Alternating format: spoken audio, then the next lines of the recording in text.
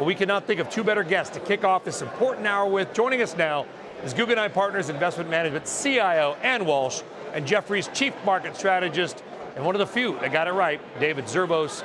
Jefferies, Ann, and David, thank you both for joining us. So, Ann, where are we? Last year at this time, we were doomed. Everything was recession, hard landing, oh my God, sell everything. What's happened and where are we now?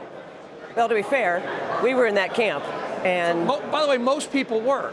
Maybe not this guy. But. Well, David's different. He's a big thinker. So, but the reason why was because we saw lots of recessionary pressures. We were seeing the Fed tightening, rates were up, quantitative tightening was going on. All the ingredients and elements were there for a slowdown and a recession. But the one thing we didn't really take into account was the fact that there was going to be so much fiscal spending. And we've seen that offset so much of the Fed's quantitative tightening and activity. And by the way, it's continuing. So what do we get? We got a resilient economy. And so where do we find ourselves today? Well, we can quite clearly see that the Fed is reacting to that. They're concerned that inflation is going to continue. That's not our belief. We believe that inflation is actually on a trajectory down, and it will be within their target range by the end of next year, if not, before then. And we see the economy slowing down, and these recessionary pressures are still in the system. I went to a talk last night by a guy named David Zervos. I don't know if you know this guy. And he's been one of the few that has gotten it right. And what David Zervos said was that we obsess, and by we, I mean the media, let's be clear, the financial media, okay, we obsess with rates. We have not focused enough on the Fed's gigantic balance sheet. How has that changed the thinking and the game?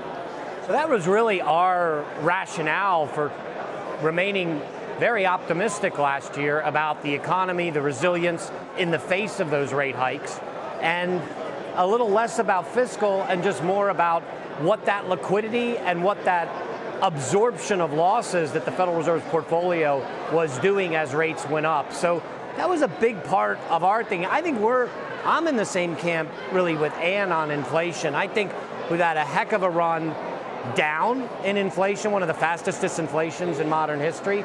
A lot of it was supply side on the way up, a lot of it supply side on the way down. So I feel like that's still working its way through. And really, I think the more interesting debate going forward is where you were headed in the beginning of this, Brian, which is, are we getting cuts? Are we getting easing? What's the Fed thinking? Where are they? And you got a lot of information last week. Jay Powell slowed the pace of quantitative tightening. Slowed tightening.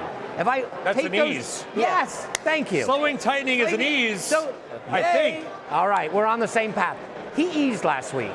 There's a reason why the Dow's up 4 days in a row. There's a reason why the 10-year note's not at 475 and it's at 445 right now. There's a reason why markets are feeling a little more optimistic that the Fed doesn't have to follow the Neil Kashkari or Michelle Bowman route, which is the rate hike idea that they've been putting out there. I think Jay's put the kibosh on that, and he didn't really have a lot of reason to ease. He did it in the background in a stealth way, probably because he has a similar view to Ann and myself that inflation is largely going to be under control. Maybe there were some political considerations underneath the hood. We can get to that in a minute. But I think in general, the market needs to understand that it's not just rates that answer your question. There was an easing last week, and it's an important ease. Should we burn the history books, Ann? Because is this time different? What I mean by that is we had a COVID shock, pandemic shock. I don't know what Jay Powell can do about home insurance rates, about auto insurance rates. I don't know what Jay Powell can do about some of the supply chain things. Those are not in the traditional inflation fighting playbook. We have mass amounts of immigration, okay? Much of it undocumented, whatever people think of that. It is having an effect on the economy, is it not? It absolutely is. And what it's also doing is it's skewing the data. And what we're seeing is productivity looks to be increasing, but it may be actually being inflated by the fact that there's a number of workers out there who are not being paid in the traditional sense, and it's inflating the productivity numbers. That's example number one. Is that why GDP and GDI are different?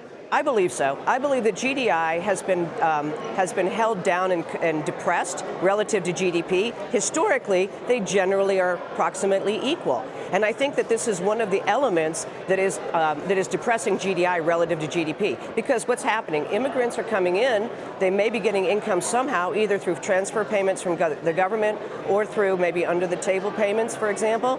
But that's not getting captured in the income, but they are spending. They are consuming, and all of that is getting captured in the GDP component. And so as a result, I think what we've had some numbers that are skewed. Eventually they'll end up, correcting themselves, but this is a longer term pattern. And I think that's where we find ourselves is decision makers, policymakers are looking at data that is probably misinforming them at a time when they need to be very, very in tune to the correct information. That's an amazing point. And listen, it's a political hot button. A lot of people, they get ticked off about it, but the reality is it's there, it exists, it's a couple million, it's in the data.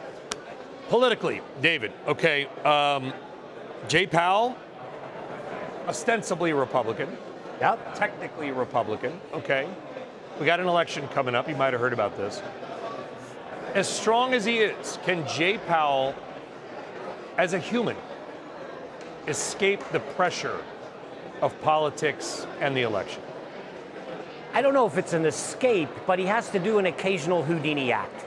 He has to do a magic act. He has to placate the political forces that are really in the underbelly of the Fed. And I know Jay gets up on stage and he tells you there's no politics and we're here for the American people. And I think in his mind he is, in his spirit he is, but you can't avoid being in Washington and having political influences from Congress, from the administration, from Janet and Lael, from Sherrod Brown, from Elizabeth Warren and Maxine Waters.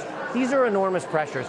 I think Jay has been a master, to be honest, of giving those who want accommodative monetary policy to happen before the election little glimmers of hope. He did it in December, pivoted, and he gave us a kind of really strong feeling that he was going to be doing something significant this year. And then the data said, oh, well, I don't need to do that. That's fine. And then even the quantitative tightening move last week where he pulled that back, that could just be Jay saying, I'll give you a little something, just, lay off me. I'm not sure. I watch it. I think about it. I know politics matters. I spent a couple years in and out of the Fed, but I think we should all understand that this is a Washington, D.C. institution that is always being bombarded by political drivers. Well said, as always. David Zervos and Walsh, thank you both for kicking off the show. Well, it could have done the hour, but then the other guests would be angry. Go get him, Brian. Thank you very much. Thanks, Brian.